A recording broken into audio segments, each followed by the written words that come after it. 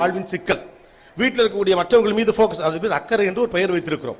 அம்மாக்களின் அக்கறை, அப்பாக்களின் அக்கறை, சொந்தக்காரர்களின் அக்கறை, பூரா பயலுக்கு அக்கறை தான். 10ஆம் கிளாஸ்ல பெயிலானவங்களாம் நம்ம 10ஆம் கிளாஸ் எழுதல என்ன பாடுபடுத்துவானுங்க. ஐயோ நாங்கெல்லாம் அந்த காலத்துல அத்தோடு நிறுத்திடுவாங்க. பாத்துறீங்களா இல்லையா? ஏன்னா அதுக்கப்புறம் அந்த சர்டிபிகேட் எடுத்து பார்த்தா தெரிஞ்சிடும் அந்த பையன் என்ன ஆச்சுன்னு. ஹிஸ்டரி ஜாக்கிர பிள்ளைலாம் பெயில் ஆயிருப்பாப்ல. ரைட்டு தானே? பிள்ளைக்கு என்ன கஷ்டம்னே தெரியாம வளர்க்குறேன்னு சொல்லிவிட்டு நீங்க கடைசி வரைக்கும் அவனுக்கு என்னன்னே தெரியாம அவனுக்கு உருவாக்கி கொடுக்க பாக்குறீங்க. கஷ்டம் தெரியாம வளர்க்கறதுக்காண்டியே கஷ்டம் இல்லாத வாழ்க்கை அவனுக்கு உருவாக்க பாக்குறீங்க. கஷ்டம் இல்லாத வாழ்க்கை அவனுக்கு உருவாக்கணுங்கிறதுக்காண்டியே காலம் முழுக்க நீங்க கஷ்டப்படுறீங்க.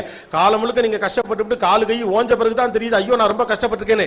நீங்க கஷ்டப்பட்ட கதையை உங்க பிள்ளைகிட்ட கஷ்டப்பட்டு சொல்றப்ப அவனுக்கு புரியவே மாட்டேங்குது. காரணம் அவன் கொஞ்சம் கூட கஷ்டப்பட்டது இல்லை. அப்ப கஷ்டமே படாத பிள்ளைக்கு உங்க கஷ்டம் எப்படி புரியும்? கடுப்பா இருக்குமா இருக்காதா? ஆத்திரமா இருக்கும். எல்லாம் பண்ணி முடிச்சுட்டு 50 வயசுல உட்காந்து உசுறு எடுக்கிறது இல்ல பயிலையும். நான் எவ்வளவு கஷ்டப்பட்டேன் தெரியுமா? இவன் நீங்க 50 வருஷம் கஷ்டப்பட்டத ஒரு நிமிஷத்துல உன்னை யார் கஷ்டப்பட சொன்னாமா?